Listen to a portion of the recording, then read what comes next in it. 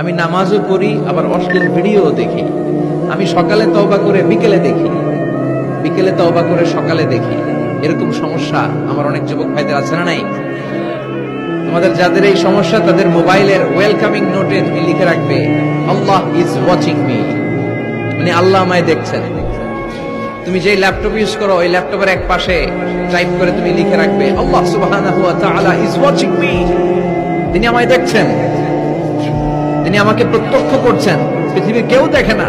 দরজা বন্ধ করে, লাইট অফ করে, জানালার পর্দা নামিয়ে দিয়ে একা একা লুকিয়ে লুকিয়ে অশ্লীল ভিডিও আমি দেখছি, কেউ দেখে না। দেখে কে?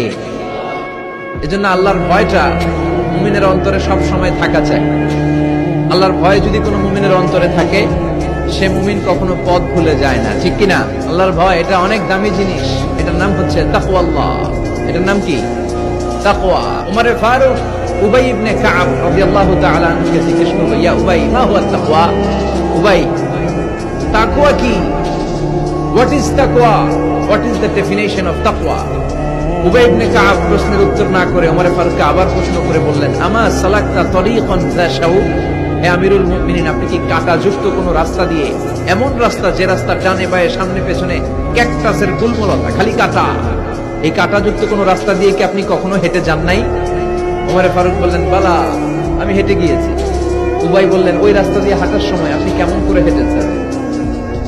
ওমর ফারুক বললেন, ইজতাহাদতু ওয়া ইশতামারতু, আমি এমন ভাবে হেঁটে গিয়েছি যাতে আশেপাশে ডানে বায়ে কাঁটা আমার গায়ে না লাগে, আমার জুব্বায় না লাগে। আমার জুব্বাটা ধরে আটো সাটো করে সন্তপর্ণে খুব সচেতনতার সাথে আমি হেঁটে গিয়েছি যাতে কাঁটা গায়ে না বিঁধে। উবাই বললেন, হাযা হুয়া তাকওয়া, এটাই তো তাকওয়া, এটাই তাকওয়া। এমন ভাবে এই পৃথিবীতে আপনাকে চলতে হবে যাতে শয়তানের কোনো হাতছানি, কোনো পাপ, কোনো পঙ্কিলতা, কোন ধরনের অশ্লীল বিষয় আপনার গায়ে পৌঁছতে না পারে। এটাই তাকওয়া। বিশ্বনবী একবার খেজুরের ডালা ভেঙে মরুভূমির মধ্যে একটা দাগ টানলেন, লম্বা দাগ টেনে সাহাবাদেরকে বললেন, হাযা সিরাতুল মুস্তাকিম, এটার নাম সিরাতুল মুস্তাকিম।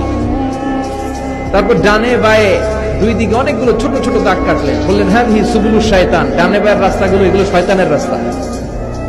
ডান দিক থেকে বাম দিক থেকে তোমাকে শয়তান হাতছানি দিবে। গানের কনসার্টে চলো, ওখানে মমতাজ গান গাবে, আছে না নাই?